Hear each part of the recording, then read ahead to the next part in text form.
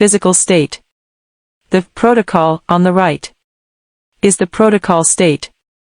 Now both states are double up. For a device. If you want a device's layer 3 interface to work. That is, let this interface with configured IP work. Then the state between the two must be double up. In this way, the interface can perform data forwarding normally. Finally, let me tell you, if we did not manually shut down the interface just now, it will have a hint here. This is called administrator down. By default, they are all down. Sometimes everyone will find a state. That is, the physical state is up, but the protocol status is down. There is such a possibility. The physical state is that the interface only needs to be plugged in with a network cable. This port light is on. It means up. But the protocol status is not necessarily up. That is, a transmission medium is connected to both sides of the interface. Some parameters may need to be negotiated in the middle. If the protocols encapsulated on both sides are different, then the protocol status of the interface is also down. Also does not work properly. Here are some corresponding security issues mentioned. So you sometimes see down here. If the interfaces are up and down one by one, this interface cannot forward data. There is no way to forward business traffic normally. It just doesn't work. We just configured an IP address for the interface. 1.1.1.1. Then it worked. Here is a simple test called ping. Let's ping 1.1.1.1 now. Press enter. We send a message out here. In the whole Eve. If on a Cisco device, we use a network device to ping an address, an exclamation mark means pass.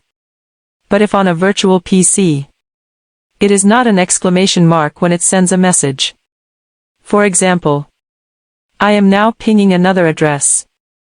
Ping 1.1.1.2. That for the environment. No point 2. I now only configure an address for its interface. The peer is not configured. So it stands to reason. If I go to ping an address on R1, it sure doesn't work. A full stop means no. I hope that when you work in the future, I see exclamation marks. Today we will also talk about ICMP. This ping uses. It is the encapsulation of packets such as ICMP. The above mentioned is the basic operation of the equipment. Next I will talk about some new knowledge. The last lesson was about IP addresses. There is a core knowledge point. I don't know if you still remember. Communication on the same network segment can be directly communicated. Cross-network communication is not allowed to communicate directly. So first let me tell you. There is no problem with this sentence. We will do a verification today. Can they pass? How to get through? This will involve a protocol we are going to talk about today, called the ARP protocol. Let's not talk about cross-network segment communication. This is too deep.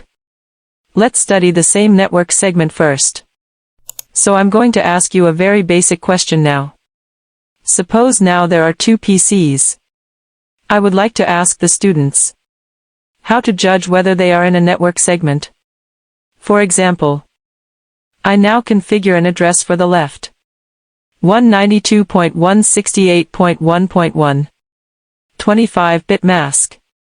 The address configured on the right is 192.168.1.2. 26-bit mask. Okay. Can they be pinged? Look at this sentence. Communication on the same network segment can be directly communicated. Cross-network communication is not allowed to communicate directly. This is a forwarding principle. There is nothing wrong with this sentence. But when real data communication, is this sentence so absolute? We directly test out the truth. Let's see if it works. Okay. Then these two devices will be deleted, because we won't be using them later.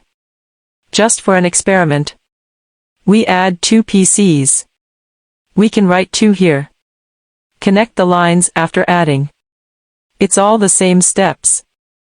Then pull it away. Pull it out clearly. Now turn on the device. We are going to configure an address for it. The configuration inside the PC is very simple. Click to open it. After opening it is like this configuration format. It also requires you to control the PC through the command line. We will now configure it according to this address. On the left is 192.168.1.1. 25-bit mask. On the right is 192.168.1.2. 26-bit mask. So we just type IP 192.168.1.1. Notice. Mask on PC. It can support the configuration of the input mask. Let's configure it. It is now configured. 192.168.1.1. The mask is 255.255.255.128. OK. We go to PC2. IP 192.168.1.226. Configured. 192.168.1.2. The mask is 255.255.255.192. PC1 is 1.1. Is 128. PC2 is 1.2. Is 192. It is true that the two of them do not seem to be on the same network segment. Let's ping to see if they can pass. Look. They pass. Isn't that a bit weird? Why it works?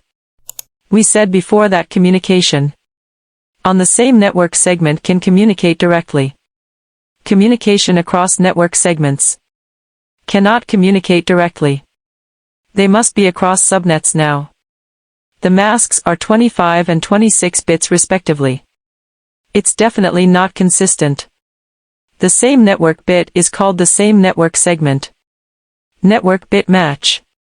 Each corresponding must also be consistent. Now let me give you a concept. We say that communication on the same network segment can communicate directly. This same network segment is not the same network segment as we think. But for devices, PC1 thinks that PC2 and it are in the same network segment.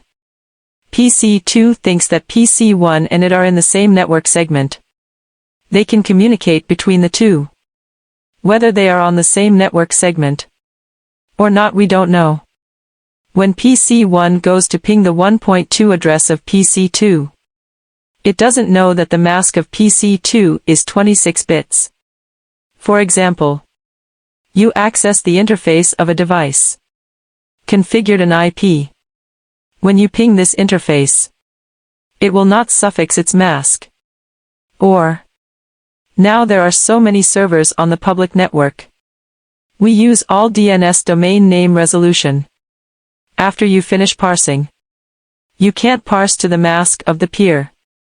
That is, when PC1 and PC2 communicate, they don't even know what the other's mask is. So if you don't know the other party's mask during communication, it judges the network segment has a judgment rule.